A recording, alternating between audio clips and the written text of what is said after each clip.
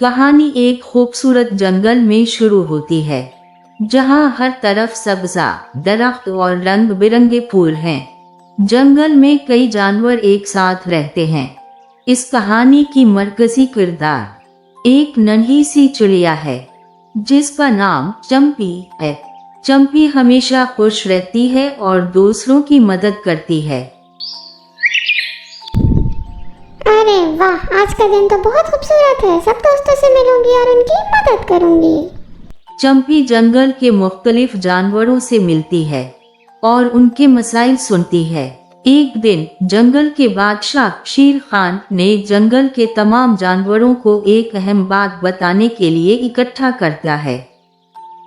दोस्तों, जंगल के पास इंसानों ने एक जाल बिछाया है और हम सबको होशियार रहना होगा।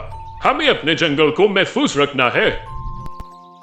अरे नहीं, इंसानों के जाल से बचना बहुत मुश्किल होगा। अब हम सब क्या करेंगे? हाँ, हमें एक बहुत ही अक्लमंद मंसूबा बनाना होगा, वरना हम सब पकड़े जाएंगे।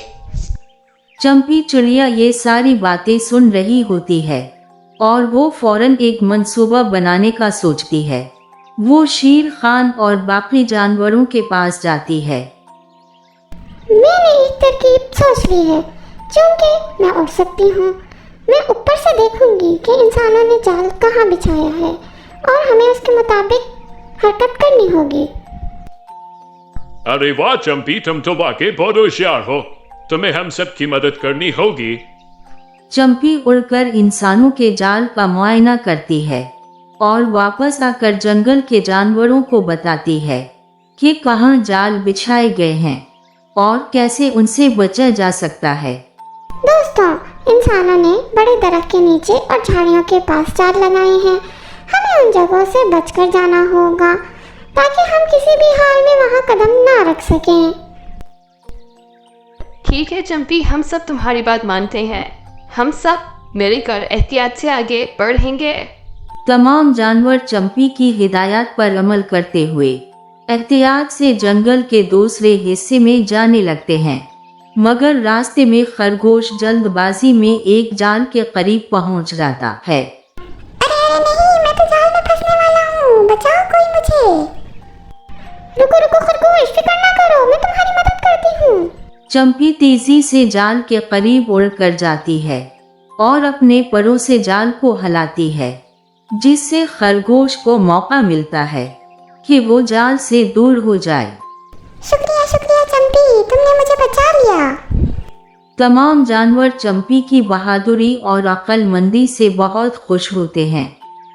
वो मिलकर इंसानों के जाल से बच निकलते हैं और जंगल की हिफाजत करते हैं। शेर खान चंपी की तारीफ करता है। अरे वाह चंपी, आज तुमने साबित कर दिया कि छोटा होना कोई कमजोरी नहीं, बल्कि होशियारी और समझदारी से हम बड़े से बड़े खतरे से बच सकते हैं। शाबाश। हम सबको मिलकर हमेशा एक दूसरे की मदद करनी चाहिए, यही हमारी ताकत है। सब जानवर खुश होकर चंपी का शुक्रिया अदा करते हैं और वो जश्न मनाते हैं कि इंसानों का जाल नाकाम हो गया। चंपी अपनी बहादुरी और अक्लमंदी की वजह से जंगल के सभी जानवरों में महबूब बन जाती है।